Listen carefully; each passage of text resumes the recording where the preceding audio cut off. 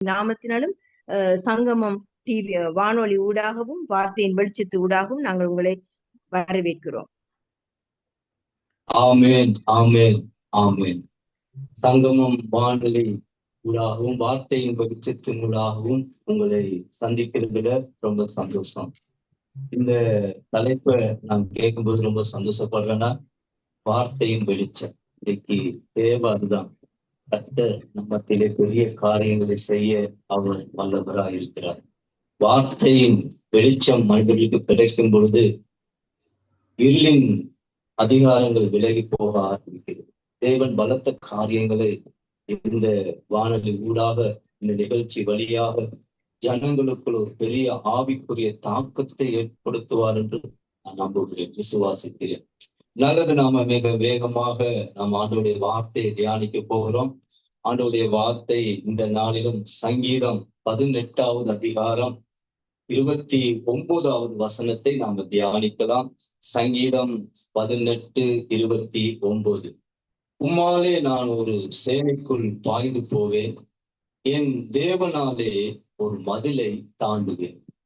உம்மாலே ஒரு சேனைக்குள் பாய்ந்து போவேன், என் தேவனாலே ஒரு மதிலை தாண்டுவேன். ஒரு நல்ல ஆவிக்குரிய ஒரு முதிர்ச்சி உள்ள ஒரு மனிதன் சொல்லக்கூடிய ஒரு வார்த்தை. அபிஷேகத்துல ஒரு முதிர்ச்சி உள்ள ஒரு மனுஷன், ஜெபத்துல ஒரு முதிர்ச்சி உள்ள ஒரு மனுஷன், வேத வசனத்துல ஒரு முதிர்ச்சி உள்ள ஒரு மனுஷன், பரிசுத்தத்துல முதிர்ச்சி உள்ள ஒரு மனுஷன், ஆராதிக்கிறதுல ஒரு முதிர்ச்சி உள்ள ஒரு மனுஷன், ஒரு நல்ல ஆவிக்குரிய ஒரு மனுஷன் சொல்லக்கூடிய ஒரு வார்த்தை. உம்மாலே ஒரு சேனைக்குள்ள நான் பாய்ந்து போறேன், உம்மாலே நான் ஒரு மதிலை தாண்டுவேன். எல்லாராலும் இது சொல்ல முடியாது என்று நான் நினைக்கிறேன். ஏனென்றால் அது ஒரு கஷ்டமான காரியம், இயலாத காரியம். நம்முடைய பலத்துல, பராக்கிரமத்துல, செயலால, திறமையால ஒரு சேனைக்குள்ள பாய்ந்து போக முடியாது, ஒரு மதிலை தாண்டி விட முடியாது. அது தேவனாலே ஆகும். தேவன் நம்மோடு கூட இருந்தால்தான் அது சாத்தியமாகும். நல்லது, இந்த நாளிலும் கூட நான் ஆண்டவருடைய வார்த்தையை நான் மிக வேகமா உங்களோடு கூட பகிர்ந்து கொள்ள விரும்புகிறேன். நாம் தாண்ட வேண்டிய 4 வகையான மதில்கள். நல்லா கவனிங்க. மாலை நான் ஒரு சேனைக்குள்ள பாய்வேன், மாலை ஒரு மதிலை தாண்டுவேன் என்ற அந்த வார்த்தையில 2 ஆவிக்குரிய ஆழமான கருத்துகள் சொல்லப்பட்டிருக்கிறது நான் கவனிக்கிறேன். கர்த்தருக்கு சித்தமான சேனைக்குள்ள எப்படி நாம பாய்ந்து போவது என்பதை குறித்து இன்னொரு நாளையில் நாம் அதை தியானிக்கிறோம். இன்றைய நாள்ல நான் உங்களுக்கு சொல்ல வருகிற காரியம் என்னன்னா, நான் தாண்டி செல்ல வேண்டிய 4 வகையான மதில். மிக வேகமாய் கடந்து செல்வோம். முதலாவது மதில். நல்ல கவனிங்க. யோசுவாவின் புஸ்தகம் 6வது அதிகாரம், யோசுவாவின் புஸ்தகம் 6வது அதிகாரம் வசனம் சொல்லுகிறது, எரிகோ இஸ்ரவேல் புத்திரருக்கு முன்பாக அடைக்கப்பட்டிருந்தது, ஒருவரும் வெளியே போகவும் இல்லை, ஒருவரும் உள்ளே வரவும் இல்லை. நல்ல கவனிங்க. ஆண்டவராகிய யெகோவாகிய தேவனுடைய சத்தத்தை கேட்டு அல்லது மோசேயினுடைய வார்த்தையை கேட்டு ஒரு இஸ்ரவேல் ஜனங்கள் ஒரு நீண்ட தூர பயணத்துக்கு தங்களை ஆயத்தமாகி நடந்து கொண்டு வராங்க. இந்த விடுதலை பயணத்துல அவர்கள் சந்திக்கிற நிறைய தடைகளை நான் உங்களுக்கு சொல்ல முடியும். முதலாவது அவங்க செங்கடலை சந்திக்கிறாங்க, 2வது அவங்க யோர்தானை சந்திக்கிறாங்க, 3வது நீங்க பார்த்தீங்கன்னு சொன்னா எரிகோவை சந்திக்கிறாங்க. மிக பெரிய தடைகள். அவருடைய பலத்தினால, அவருடைய பராக்கிரமத்தினால அந்த செங்கல்களை தாண்டிட முடியாது. அது அவரால் தான் அது ஆகும். உம்மாலே ஒரு மதிலை நான் தாண்டுவேன். யோர்தான், கரை புரண்டு ஓடுகிற யோர்தான், காலை வைத்தால் அவரை இழுத்து கொண்டு போகக்கூடிய வேகமாக ஓடிக்கொண்டிருக்கிற அந்த யோர்தானை தாண்ட அவர்களால, அவர்கள் சொந்த பலத்தால் அது முடியாது. தேவனுடைய பலத்தினால்தான் அது முடியும். இப்போ நான் இந்த எரிகோ மதிலை குறித்து நான் உங்களுக்கு சொல்ல முடியும். நல்ல கவனிங்க. அவர்கள் சந்திக்கிற இந்த தடைகளில, இந்த தடைகளை 2 வகையாக நான் பார்க்கிறேன். முதலாவது இயற்கையான தடைகள், 2வது செயற்கையான தடைகள். நம்மளோட ஆவிக்குரிய வாழ்க்கையில, ஆண்டவருடைய பிள்ளைகளுடைய வாழ்க்கையில இந்த 2 வகையான தடைகள் இருக்கிறது என்பதை மறந்து விடக்கூடாது. சில தடைகள் இயற்கையாகவே இருக்கும், சில தடைகள் செயற்கையாகவே இருக்கும். இப்ப இந்த இடத்தை பாருங்க, யோர்தான் என்கிறது இயற்கையான ஒரு தடை, செங்கடல் என்கிறது ஒரு இயற்கையான ஒரு தடை. ஆனா எரிகோ அப்படி அல்ல. எரிகோ இயற்கையான ஒரு தடை அல்ல. எரிகோ மனிதரால் கட்டப்பட்டு எழுப்பப்பட்ட ஒரு மதில். அது செயற்கையான ஒரு தடையாகும். இன்னைக்கு நான் உங்களுக்கு சொல்ல வருகிற காரியம் என்னவென்றால், வசனம் சொல்லுகிறது, உம்மாலே நான் ஒரு மதிலை தாண்டு. மனிதர்களால் நமக்கு ஏற்படுகிற தடைகளை நாம தாண்ட கற்றுக்கொள்ள வேண்டும். வேதம் சொல்லுகிறது, இன்னைக்கு அநேக நேரங்களில மனிதர்கள் நமக்கு நிறைய தடைகளாக இருப்பார். ஆண்டவரை அண்டிக் கொள்ள முடியாதபடி, ஆண்டவருடைய சமீபத்துல சேர விடாதபடி, ஆண்டவரை ஆராதிக்க விடாதபடி, ஆண்டவருடைய நாமத்தை உயர்த்த விடாதபடி, ஆண்டவருடைய ஊழியத்தை செய்ய விடாதபடி எவ்வளவோ மனிதர்கள் எழும்பி நமக்கு விரோதமாய் போராடுவார்கள். நாம் சோர்ந்து போகக்கூடாது. நாம் அந்த மதில்களை தாண்ட வேண்டும் என்று வேதம் சொல்லுகிறோம். எரிகோவை அந்த ஜனங்கள் தாண்டினார். இன்னைக்கு நாமும் மதில்களை தாண்ட வேண்டும். மனிதரால் ஏற்படுகிற மதில் வேதத்துல மிக வேகமாய் எங்கெங்கெல்லாம் மனிதர்களால மதில்கள் போல காணப்பட்டது சில வேகமா சொல்லி முடிக்கிற வசனங்களை வாசிக்க நேரங்கள் ஆனா வசனங்களை சொல்லுகிறேன். நான் கவனித்து பாருங்க, மாற்கு 2வது அதிகாரம் 4வது வசனம். மாற்கு 2வது அதிகாரம் 4வது வசனம். திமிர்வாதக்காரனை அந்த 4 நபர்கள் தூக்கிட்டு வராங்க. அவர்கள் வந்து பார்த்த பொழுது அவர்கள் கிறிஸ்துவின் சமீபத்துக்கு வர முடியாதபடிக்கு தடையா இருந்தது ஜனங்கள். சுற்றிலும் ஜனங்கள், வீட்டுக்குள்ளேயும் ஜனம், வெளியேயும் ஜனம், எந்த பக்கம் சுற்றி பார்த்தாலும் ஜனங்களாகவே இருந்தார். அவர்களுக்கு இயேசுவினுடைய சமீபத்துக்கு அந்த திமிர்வாதக்காரனை கொண்டு போகிறதுக்கு அவர்களால் முடியாது போன போதுதான் அவர்கள் மாற்று வழியை யோசித்தார்கள். அவர்கள் ஒரு புதிய வழியை கண்டுபிடித்தார்கள். எனக்கு பிரியமான தேவனுடைய ஜனமே, மனிதர்கள் நம்முடைய வாழ்க்கையில இயேசுவினுடைய சமீபத்துக்கு போக விடாதபடி தடையாய் நிற்பார்கள். நாம் அந்த மதிலை தாண்ட வேண்டும். 2வது பாருங்க, வசனம் சொல்லுகிறது, லூக்கா எழுதின சுவிசேஷம் 19வது அதிகாரம் 3வது வசனத்தை பாருங்க. லூக்கா 19:3. நமக்கு எல்லாருக்கும் தெரிந்த கதைகள் தான், தெரிந்த சம்பவங்கள் தான். வேதத்துல நாம் இதை பற்றி நிறைய வாசித்திருக்கிறோம். சகேயுடைய வாழ்க்கையை குறித்து நம்ம பார்க்கிறோம். 19வது அதிகாரம் லூக்கா எழுதின சுவிசேஷத்துல இந்த சகேவுக்கு இயேசு எப்படிப்பட்டவரோ என்று பார்க்க ஒரு பெரிய ஆவல் இருந்தது, பெரிய ஆசை இருந்தது. அவர்களை காண வேண்டும் என்கிற ஒரு பெரிய விருப்பம் இருந்தது. ஆனால் அவனால் அந்த இயேசுவை பார்க்க முடியவில்லை. காரணம், மனிதர்கள் தடைகளாய் இருந்தார்கள். எல்லாரும் உயரமான மனிதர்கள். நான் நினைக்கிறேன், குள்ளமான இந்த சகைவு எல்லா பக்கமும் ஓடி ஓடி ஓடி இயேசுனுடைய முகத்தை பார்த்துடணும், எப்படியாவது அவர் யாருன்னு அவரை கண்டுடணும் அப்படின்னு அவன் பல முயற்சிகளை அவன் எடுத்திருக்கலாம். ஆனால் அவனால முடியாமல் போனது. அதுக்கு பிறகுதான் சகைவு மாற்று வழியை யோசிக்கிறான். அந்த மதிலை அவன் தாண்டினான். எனக்கு பிரியமான தேவ ஜனமே, இன்னொரு சம்பவத்தை நான் சொல்ல முடியும்.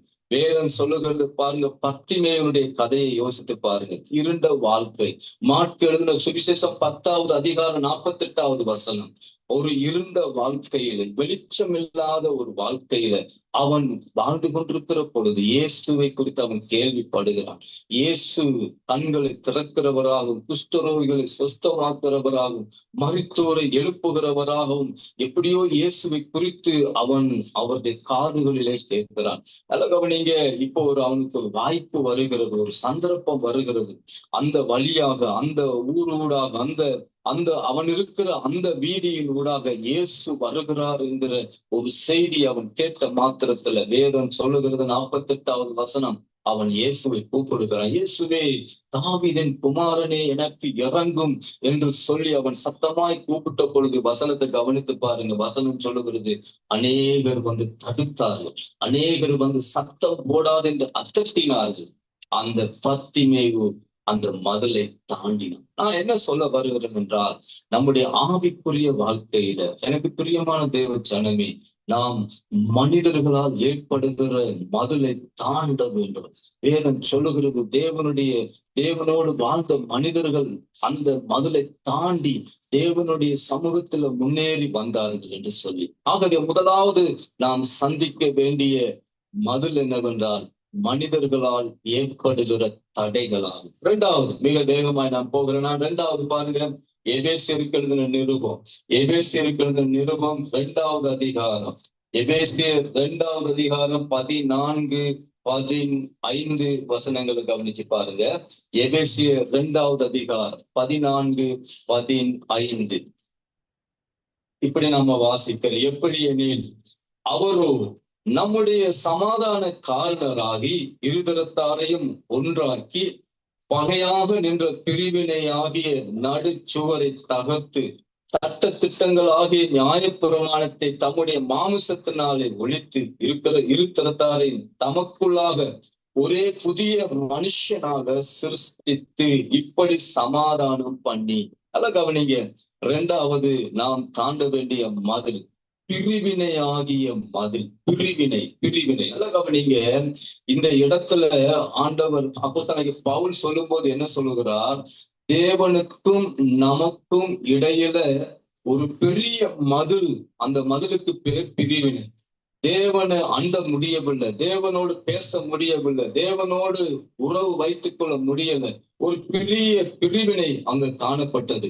வேதம் சொல்லுகிறது, இயேசு கிறிஸ்து செய்த மிக பெரிய காரியங்கள், சிலுவையிலே தேவன் செய்த நிறைய காரியங்களை சொல்ல முடியும். அதுல ஒன்றுதான், தேவன் பிரிவினை ஆகிய மதிலை தகர்த்து போட்டார், உடைத்து போட்டார். அந்த பிரிவினை ஆகிய அந்த மதிலை முற்றிலும் தேவன் நிர்மூலமாக்கி போட்டார். வேதம் சொல்லுகிறது, அதுதான் பவுல் எழுதும்போது பிரிவினையாகிய அந்த மதிலை தேவன் அந்த சிலுவையிலே அந்த தேவன் முழுவதும் தகர்த்து போட்டார். வேதத்தை வாசித்து பாருங்களேன். ஏசாயாவின் புஸ்தகம் 59வது அதிகாரம், ஏசாயா 59வது அதிகாரம் 2வது வசனத்துல இப்படி வாசிக்கிறோம். உங்கள் அக்கிரமங்களே உங்கள் தேவனுக்கு நடுவாக பிரிவினை உண்டாக்குகிறது, உங்கள் பாவங்களே அவர் உங்களுக்கு செவி கொடாதபடிக்கு அவருடைய முகத்தை மறைக்கிறது. பிரிவினையாகிய சுவரை, தேவனை பார்க்க முடியல, தேவனோடு பேச முடியல, தேவனிடத்துல போய் சேர முடியல. நம்முடைய பாவங்கள், நம்முடைய அக்கிரமங்கள், நம்முடைய மீறுதல்கள், நம்முடைய துணிகரங்கள் தேவனுடைய சமூகத்துல ஒரு பெரிய மதிலாக எழும்பி நின்றது. ஆனால் ஒரு நல்ல செய்தி என்னவென்றால், அந்த மதிலை தேவன் உடைத்தெறிந்தார். நான் இன்னைக்கு உங்களுக்கு என்ன சொல்ல வருகிறேன்னா, தேவன் உடைத்தெறிந்த அந்த மதிலை நாம திரும்ப கட்ட கூடாது. அந்த மதிலை தாண்ட வேண்டும். சபைகளில, சமுதாயத்துல, குழுவாக வேலை செய்யற இடத்துல, குடும்பத்துல, எல்லா இடத்திலும் இந்த பிரிவினை சாதாரணமாக வந்துவிட ஆரம்பிக்கும். நல்லா கவனிங்க, தேவன் உடைத்து போட்ட அந்த பிரிவினையாகிய மதிலை இன்றைக்கு நாம் கட்டி எழுப்பக்கூடாது. மாறாக பிரிவினைகள் வரும், ஆனா அந்த மதில்களை நாம் தாண்ட வேண்டும். அநேக நேரங்கள்ல நாம் இந்த இடத்துல தோற்று போகிறோம். பாருங்க, சில நேரங்களில சில மனிதர்களுக்குள்ள ஒரு ஒற்றுமை காணப்படாமல் போகிற நேரம் அங்கு ஒரு பிரிவினை உண்டாக ஆரம்பிக்கிறது. திருச்சபைகளுக்குள்ள ஒரு பிரிவினை உண்டாக ஆரம்பிக்கிறது. மனிதர்களுக்குள்ள, சமூகத்துக்குள்ள ஒரு பிரிவினை உண்டாக ஆரம்பிக்கும். ஒரு கருத்து முரண்பாடு வந்த உடனே ஒரு பிரிவினை உண்டாக ஆரம்பிக்கிறது. ஒருவருடைய கருத்தை ஒரு ஏற்றுக்கொள்ளாமல் போகிற நேரம் அந்த பிரிவினை உண்டாக ஆரம்பிக்கிறது. பிரிவினைக்கு பஞ்சம் இல்லை, எல்லா இடத்திலும் பிரிவினை இருக்கிறது. ஆனா வேதம் சொல்லுகிறது, நல்ல ஒரு ஆவிக்குரிய மனுஷன் அவன் அந்த மதிலை தாண்டி செல்லுவான். எனக்கு பிரியமான தேவ ஜனமே, நீங்க வசிக்கிற இடத்துல, வேலை செய்யற இடத்துல, குடும்பமாய் இருக்கிற இடத்துல சத்துரு பிரிவினைகளை இன்றைக்கு தாராளமாய் விதைத்து வருகிறான். ஆனால் நீங்க ஒன்றை நன்றாக அறிந்து கொள்ள வேண்டும். தாவீதை போல எந்த மதிலை, உம்மாலே நான் ஒரு மதிலை தாண்டுவேன், உம்மாலே ஒரு சேனைக்குள்ள பாய்வேன் என்று சொல்லி அந்த பிரிவினை ஆகிய மதிலை நாம் தாண்டி செல்ல வேண்டும். மாறாக நாம் அதை கட்டி எழுப்பிக் கொண்டு போக கூடாது. பிரிவினை நாளுக்கு நாள் வளர ஆரம்பிக்கும். பிரிவினை அநேக நேரங்களில் பிரிவுகளை உண்டாக்கிவிடும், சேதங்களை உண்டாக்கிவிடும், நஷ்டங்களை உண்டாக்கிவிடும். ஆகவே நாம் நம்முடைய வாழ்க்கையில, நடைமுறை வாழ்க்கையில வருகிற எல்லா பிரிவினை ஆகிய மதில்களை தாண்ட கற்றுக்கொள்ள வேண்டும். மூன்றாவதாக மூன்றாவது மிக வேகமாய் நான் கடந்து செல்கிற வசனம் சொல்லுகிறது, நியாயாதிபதிகளின் புஸ்தகத்துக்கு நீங்க வரும் பொழுது, நியாயாதிபதிகளின் புஸ்தகம் 16வது அதிகாரம் 1, 2, 3 வசனங்களை நான் வாசிக்கிறேன். பின்பு சிம்சோன் காசாவுக்கு போய் அங்கே ஒரு வேசியை கண்டு அவளிடத்துல போனான். அப்பொழுது சிம்சோன் இங்கே வந்திருக்கிறான் என்று காசா ஊராருக்கு சொல்லப்பட்டது. அவர்கள் காலையில் வெளிச்சமாகிற போது அவனை கொன்று போடுவோம் என்று சொல்லி அவனை வளைந்து கொண்டு முழுவதும் அவனுக்காக பட்டண வாசல் பதிவிருந்து முழுவதும் பேசாதிருந்தார்கள். சிம்சோன் நடுராத்திரி மட்டும் படுத்திருந்து ராத்திரியில் எழுந்து பட்டணத்து வாசல் கதவுகளை அதன் 2 நிலைகளை பிடித்து தாழ்பால்களோடு கூட பேர்த்து தன் தோளின் மேல் வைத்து எப்ரோனுக்கு எதிரே இருக்கிற மலையின் உச்சிக்கு சுமந்து கொண்டு போனான். எனக்கு பிரியமான தேவனுடைய ஜனமே, நாம் தாண்ட வேண்டிய 3வது மதில் சத்துருவின் சிறைகள். நல்ல கவனிங்க, இந்த வேதாகமத்துல நீங்க கவனித்து பார்த்தீங்கன்னா தேவனால் மிக வல்லமையாய் பயன்படுத்தப்பட்ட ஒரு தேவ மனுஷன் சிம்சோன். அந்த மனுஷனுடைய வரலாறை நீங்க வாசித்து பாருங்களேன். ஆச்சரியப்படும் விதமான காரியங்களை தேவன் அவருடைய வாழ்க்கையில தேவன் செய்திருந்தார். அவருக்குள்ள அந்த அபிஷேகம் சிறு வயதுல இருந்தே அவருக்குள்ள ஊற்றப்பட்ட அந்த அபிஷேகம் மிகுந்த பலமாய் தேசத்துல பெரிய தாக்கத்தை உண்டு பண்ணி எதிரிகள் பயந்து நடுங்கக்கூடிய அளவுக்கு அவர் மேல ஒரு அபிஷேகம் இருந்தது. இதுல என்ன நான் சொல்ல வருகிறேன் என்றால், அப்படிப்பட்ட மனுஷனுக்குள்ளும் ஒரு பலவீனம் இருந்தது. இந்த பலவீனம் அவனை என்ன செய்துன்னு பாருங்க. நல்ல கவனிங்க, வசனத்தை முதல் 2 வசனங்களை பாருங்க.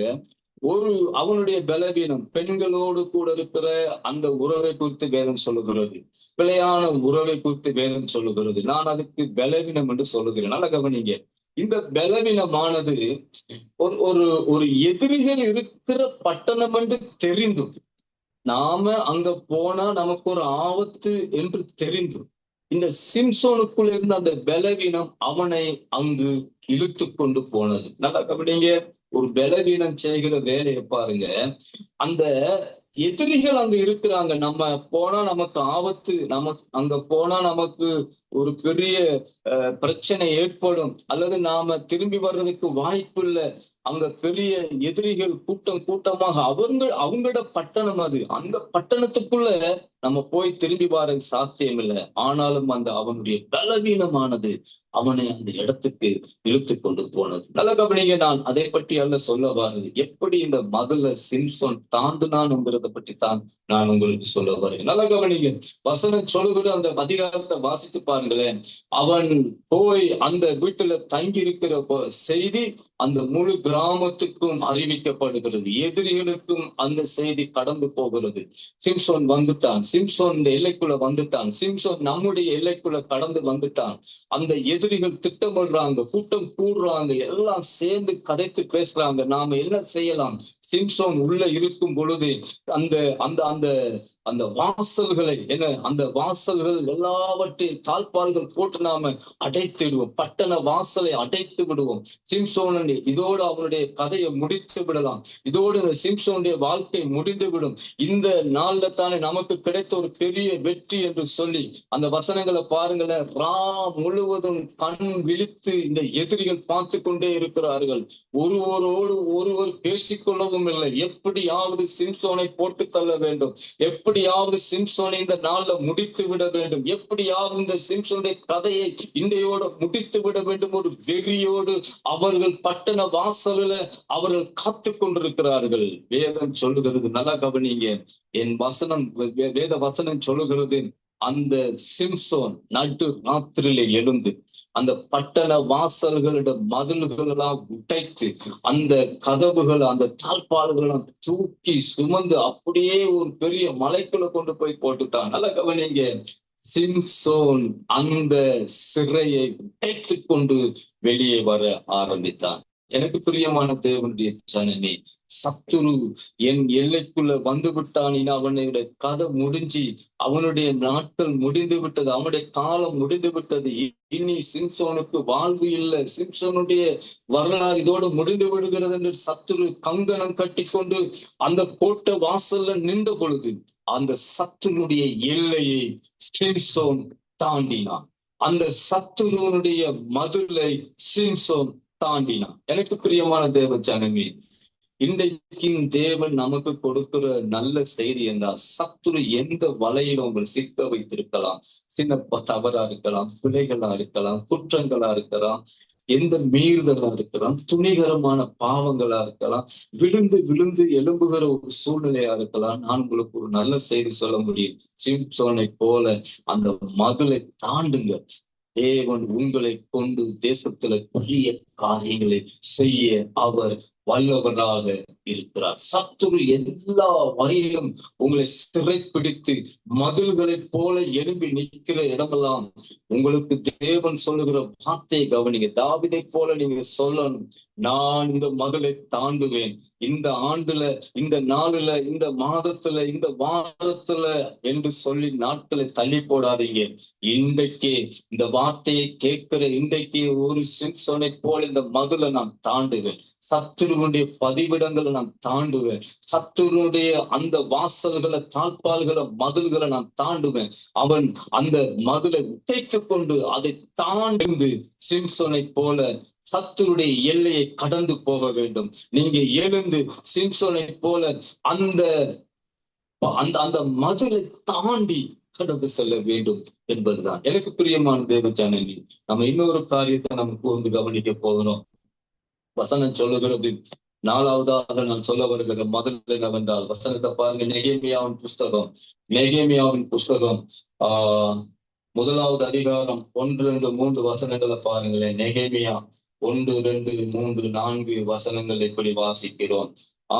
அகலியாவின் குமாரனாகிய நெகேமியாவின் நடபடிகள் 20ஆம் வருஷம் கிஸ்லேயா மாதத்தில் நான் பூசான் என்னும் அரமனையில இருக்கும் பொழுது சம்பவிப்பது என்னவென்றால், என் சகோதரர் ஒருவனாகிய ஆனனியும் வேறு சில மனுஷரை யூதாவிலிருந்து வந்தார்கள். அவர்களிடத்தில் நான் சிறையிருப்பில் மீண்டு தப்பின யூதர்கள் செய்தியை, எருசலேம் செய்தியை விசாரித்தேன். அதற்கு அவர்கள் சிறையிருப்பில் மீண்டிருக்கிறவர்கள் அந்த தேசத்தில மகா தீங்கையும் நிந்தையும் அனுபவிக்கிறார்கள். எருசலேம் அலங்கம் இடிபட்டதும் அதன் வாசல்கள் அக்னியால் சுட்டரிக்கப்பட்டதுமாய் கிடக்கிறது என்றார்கள். இந்த வார்த்தைகளை கேட்ட போது நான் உட்கார்ந்து அழுது சில நாட்கள் துக்கித்து உபவாசித்து பரலோக தேவனை நோக்கி மன்றாடினேன் என்று சொல்லி அந்த வசனங்களை இப்படி வாசிக்க. நல்ல கவனிங்க, மனமடிவாகிய மதில்களை நாம் தாண்ட வேண்டும். நாம் வாழ்கிற இந்த பூமியானது, நல்ல கவனிங்க, மனமடிவாக்கக்கூடிய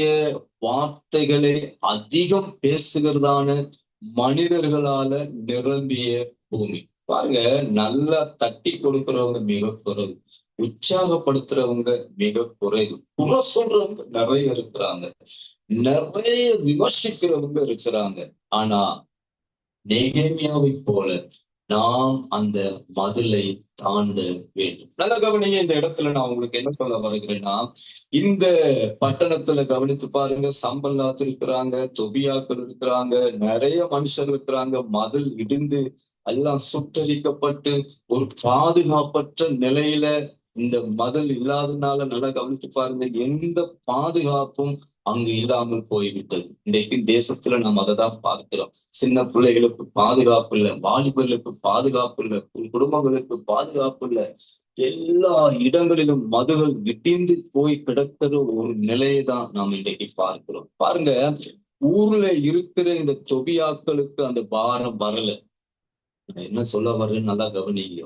ஊர்ல கண்ணால அதை பார்த்து திரியிற, போய் வருகிற, கவனிக்கிற தொபியாவுக்கோ இந்த சம்பல்லாத்துக்கோ இந்த பாரம் வரல. எங்கேயோ இருக்கிற அந்த நெகேமியாவுக்கு அந்த பாரம் வந்தது. இந்த செய்தியை கேட்ட மாத்திரத்துல இந்த நெகேமியா துக்கித்து அழுது புலம்பி பரலோக தேவனை நோக்கி உபவாசித்து ஜெபம் பண்ணுகிறான். நல்லா கவனிங்க, மதில்களை தட்டி எழுப்புவதற்கு எல்லாரையும் தேவன் எடுத்து பயன்படுத்துறது இல்லை. யாரெல்லாம் அதை குறித்த பாரம் உடையவங்களா இருக்கிறாங்களோ அவர்களை தான் தேவன் எடுத்து பயன்படுத்துவான். இந்த அதிகாரத்துல நான் அதைதான் பார்க்கிறேன். நல்ல கவனிங்க, ஜெபித்த அழுது புலம்புன அந்த உபவாசித்து பரலோக தேவனை நோக்கி பார்த்த அந்த நெகேமியாவை கொண்டு தேவன் அந்த மதிலை கட்டுவதற்கு அவனை பயன்படுத்தணும். அதாக அவன் இங்க வசனம் சொல்லுகிறது, நெகேமியா மிகுந்த கிருபையோடு கூட எல்லா அனுசரணையோடும் கூட தேவனுடைய பெரிய எதிர்பார்ப்போடு அந்த வேலை திட்டத்துக்கு தன்னை அர்ப்பணித்து ஒப்பு கொடுத்து புறப்பட்டு வருகிறான். மதில் கட்டப்படுகிறது. இப்ப நடக்கிற சம்பவத்தை பாருங்க. 52 நாட்கள்ல மிக வேகமாக அந்த மதில் கட்டி முடிக்கப்பட்டது. அந்த அந்த அந்த அந்த நெகேமியாவின் புஸ்தகத்துல நீங்க பாருங்க, 4வது அதிகாரம் எவ்வளவு மோசமான வார்த்தைகளை சொல்லி நெகேமியாவுடைய அந்த வேலை திட்டத்தை அவர்கள் தடுக்க முயற்சி செய்தார்கள் என்பதை குறித்து நீங்க கவனித்து பார்க்க வேண்டும். 4வது அதிகாரம் நெகேமியா 1-2-3 வசனங்களை கவனித்து பாருங்க. நாங்கள் அலங்கத்தை கட்டுகிற செய்தியை சம்பல்லாத்து கேட்ட போது அவன் கோபித்து எரிச்சல் அடைந்து யூதரை சந்தகம் பண்ணி, அந்த அற்பமான யூதர்கள் செய்கிறது என்ன? அவர்களுக்கு இடம் கொடுக்கப்படுமோ? பலியிடுவார்களோ? ஒரே நாளில் முடித்து போடுவார்களோ? சுட்டரித்து போடப்பட்டு மண் மேடுகளான கற்களுக்கு உயிர் கொடுப்பார்களோ என்று தன் சகோதரர்களுக்குள்ளும் சமாரியாவும் சேனைக்குள்ளும் முன்பதாக சொன்னார்கள். அழகா நீங்க ஒரு வேலை அழகா நடந்து கொண்டிருக்கிற பொழுது திடீரென்று எழும்பி இவ்வகையான வேதனைப்படுத்தக்கூடிய, அதைரியப்படுத்தக்கூடிய, சோர்வுக்குள்ளாக்கக்கூடிய வார்த்தைகளை பேசினார்கள். நான் என்ன சொல்ல வரேன், இந்த மதுளை நெகேமியா தாண்டினான். நெகேமியா ஒன்றையும் காதுக்குள்ள எடுத்துக்கொள்ளல. அவன் மாறாக ஜாமக்காரர்களை நிறுத்தினான். வேலை இன்னும் துரிதமாக நடக்க ஆரம்பித்தது. முன்பு செய்த வேகத்தை விட இந்த செய்திக்கு பின்னதாக வேகமாக இந்த வேலை ஆரம்பிக்கப்பட்டது. 52 நாட்களுக்குள்ள அந்த மதில்கள் கட்டி முடிக்கப்பட்டது. அந்த நிந்தையை, அந்த அவமானத்தை, அந்த மன சோர்வாக்கும் வார்த்தைகளை நெகேமியா தாண்டினான். எனக்கு பிரியமான தேவனுடைய ஜனமே, இன்றைக்கும் நீங்க செய்து கொண்டு போகிற இந்த பணியில இந்த மாதிரி மதில்களை நீங்க சந்திக்க நிறைய வாய்ப்பு இருக்கு. தாங்களும் செய்ய மாட்டார்கள், செய்கிறவர்களையும் விட மாட்டார்கள். ஏதாவது ஒரு குறையை சொல்லி, ஏதாவது ஒரு பலவீனத்தை கண்டுபிடித்து, எதையாவது ஒரு குற்றத்தை அவர்கள் மேல சுமத்தி எப்படியாவது அந்த வேலை திட்டத்தை தடுக்கலாம், எப்படியாவது அவர்களுடைய அந்த முயற்சியை நிறுத்தி விடலாம் என்று சொல்லி போராடுகிற நிறைய மனுஷர்கள் இந்த பூமியில் இருக்கிறார்கள். ஆகவே எனக்கு பிரியமான தேவ ஜனமே, நான் உங்களுக்கு சொல்லக்கூடிய ஒரு நல்ல ஆலோசனை என்ன, தாவீதை போல உம்மாலே ஒரு மதிலை நான் கவனிங்க.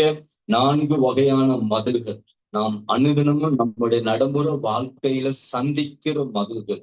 நாம் நம்முடைய பலத்தினால் இதை தாண்ட முடியாது. தாவீதை போல நாம சொல்ல கற்றுக்கொள்வோம், என்னுடைய பலத்தினால் அல்ல, ஆனா தேவனுடைய பலத்தினால் இந்த மதிலை தாண்டுவோம். பவுல் சொல்லும்போது சொல்லுகிறார் இல்லையா, என்னை பலப்படுத்துகிற கிறிஸ்துவினாலே நான் எல்லாவற்றையும் செய்ய எனக்கு பலன் உண்டு. ஆகவே இந்த நித்திய வெளிச்சத்தின் சார்பூடாக, வார்த்தையின் வெளிச்சத்தின் சார்பாக உங்களோடு கூட இந்த நேரத்தை செலவிட தந்த தேவனுக்கு கோடி ஸ்தோத்திரம். இந்த வார்த்தைகள் உங்களுக்குள்ள ஒரு பெரிய தாக்கத்தை உண்டு பண்ணட்டும். எந்தெந்த மதில்களுக்கு நீங்க முகம் கொடுக்கிறீர்களோ அந்த மதில்களை நிச்சயம் நீங்க தாண்டுவீங்க. உங்க மேல அந்த தாண்டுகிற அபிஷேகம் இருக்குது. சத்துரு சொல்லுவான், இல்ல உன்னால முடியாது, உன்னால ஆகாது, உன்னால நடக்காது, உன்னால இயலாது, உன்னால இதை தொடர்ந்து செய்து கொண்டு போக இயலாது. சத்துரு பல கோணத்துல பல மனிதர்கள் வழியாக உங்களுடைய காதுகளுக்குள்ள வந்து அவன் துச்செய்தியை போல பேசிக்கொண்டே இருப்பான். எனக்கு பிரியமான தேவனுடைய ஜனமே, நான் உங்களுக்கு சொல்லுகிறேன், உங்களை அழைத்த தேவன் மாறாதது, உங்க மேல இருக்கிற அபிஷேகமும் மாறாது. ஆகவே இந்த அபிஷேகம் எப்படிப்பட்ட அபிஷேகம் தெரியுமா? மதில்களை தாண்டுகிற அபிஷேகம். கண்களை மூடி நாம ஜெபம் செய்வோம். அன்பின் பரலோக பிதாவே, இதோ இந்த நிகழ்ச்சியை பார்த்து கொண்டிருக்கிற, கேட்டுக்கொண்டிருக்கிற இந்த சங்கமம் வானொலி ஊடாக ஆண்டவரே, இந்த வார்த்தைகளை கவனித்துக் கொண்டிருக்கிற ஒவ்வொரு பிள்ளைகளுக்காக, சகோதர சகோதரிகளுக்காக நாங்கள் ஜெபிக்கிறோம். யாரெல்லாம் ஆண்டவரே இந்த மதில்களை கண்டு திகைத்து போய் நிற்கிறார்களோ, எரிகோக்கு முன்னதாக அந்த ஜனங்கள் திகைத்து போய் நின்றார்கள். எப்படி ஆகுமோ, எப்படி இது சாத்தியப்படுமோ, நம்மளால இந்த மதிலை தாண்ட முடியாமல் போய்விடுமே, இவ்வளவு நம்பிக்கையோடு எதிர்பார்ப்போட காணனை நோக்கி நாங்க வந்தோமே, இப்படி ஒரு மதில் நம்மளோட வாழ்க்கையில நிற்கிறதேன்னு சொல்லி அங்க பயந்து நடுங்கின பொழுதெல்லாம் ஆண்டவரே நீர் அந்த மதிலை தாண்ட அவர்களுக்கு உதவி செய்தீங்க. இப்படியாக இந்த நாள்ல சத்துரு பல வகையில மனுஷர்களை சுற்றி சிறை பிடித்து இதோட இவனை முடித்துவிடலாம், கொண்டு விடலாம், அழித்து விடலாம், இவனுடைய கதையை இன்றோட இல்லாமல் செய்து விடலாம் என்று கங்கணம் கட்டிக்கொண்டு போராடுகிற சத்துருடைய எல்லைகளை பிள்ளைகள் தாண்டுவார்களாக ஒரு நாமத்தில் ஆசீர்வதிக்கிறோம். அவருடைய அபிஷேகமானது ஆண்டவரே மதில்களை தாண்டுகிற அபிஷேகம் என்பதை அவர் கண்டுபிடித்துக் கொள்ள இவளுக்கு அனுக்கிரகம் பண்ணி சமூகத்துல ஒப்பு கொடுக்கிறோம். இயேசு என்னும் வல்லமுள்ள நாமத்துல நாம ஜெபம் கேட்கிறோம் நல்ல பிதாவே. ஆமேன், ஆமேன், ஆமேன். Thank you pastor Samuel Raj. அழகாக தெளிவாக இந்த வார்த்தையை கொடுத்தீங்க. சங்கமம் வானொலி மூலமாகவும் வார்த்தையின் வெளிச்சம் மூலமாகவும் உங்களுக்கு நன்றி செலுத்துகிறோம். இதை கேட்டுக்கொண்டிருந்த ஒவ்வொருடைய இதயத்தின் ஆழத்திலும் இந்த வார்த்தை விழுந்திருக்கும். ஏனென்றால் மிகவும் தெளிவாக அழகாக சிம்பிளா கற்றுக் கொடுத்தீங்க. அதுக்காக நன்றி. மதில்களை தாண்ட வேண்டிய விஷயத்துல 2 காரியங்களை நீங்க வெளிப்படுத்தினீங்க. ஒன்று மனிதரால் வருகிற தடை, இயற்கையால் வருகிற தடை. இயற்கையால் வருகிற தடைகள் நாங்கள் எத்தனையோ எதிர்த்து நிற்க வேண்டியது இருக்குது. அதற்கும் தேவனுடைய வார்த்தையின்படி வார்த்தையின்படி செங்கடல் பிரிக்க தேவன் கிருபை செய்தார், ஜோர்தானை பிரிக்க தேவன் கிருபை செய்தார். அதே போல மனிதர்களால் வருகிற தடை என்று சொல்லி எரிகோவை குறித்து நீங்க சொன்னீங்க. மிச்சம் அழகாக இருந்தது. என்னன்னா நாங்க முன்னேறி செல்வதற்கு எல்லாருமே தடையா இருப்பாங்க. யாருமே எங்களுக்கு சப்போர்ட் பண்ண மாட்டாங்க. நாங்க அன்பா நினைக்கிறோம், அன்பா யோசிக்கிறோம் என்று சொல்லுகிறவர்கள் கூட எங்களுக்கு தடையா நின்று முடியாது, போகாது அப்படின்னு சொல்லுவாங்க. ஆனாலும் தேவாதி தேவன் முன்குறித்தவர் கட்டாயம் எங்களை கொண்டு போய் முன்னாக நடத்துவார் என்று சொல்றதுக்கு உதாரணமா நீங்க அழகாக சொன்னீங்க. சிம்சோன்ற கதையை சொன்னீங்க, நியாயாதிபதிகள்ல இருந்து எபேசியரை குறித்து சொன்னீங்க, எபேசியர்ல சொன்னீங்க, மார்க்குல வெளிப்படுத்தினீங்க, பர்த்திமேயு குறித்து, லூக்காவுல சகையோ குறித்து சொன்னீங்க, மார்க்குல திமிர்வாதக்காரனை குறித்து சொன்னீங்க. இப்படி அவர்கள் எல்லாம் எல்லா தடைகளையும் தாண்டித்தான் முன்னேறி சென்றவங்க. தேவன் அவர்களை கண் வைத்து முன்குறித்தபடின்னு அவர்களை அழைத்து அவரை தெரிந்து கொண்டு அவர்களை வழி நடத்தி இருக்கிறார். மிச்சம் அருமையாக சொன்னீங்க பாஸ்டர். கர்த்தருடைய நாமத்தின உங்களுக்கு நன்றி செலுத்துகிறோம். சங்கமன் வானொலி மூலமாகவும் வார்த்தையின் வெளிச்சம் மூலமாகவும் உங்களுக்கு நன்றி செலுத்துகிறோம் பாஸ்டர். தேங்க்யூ.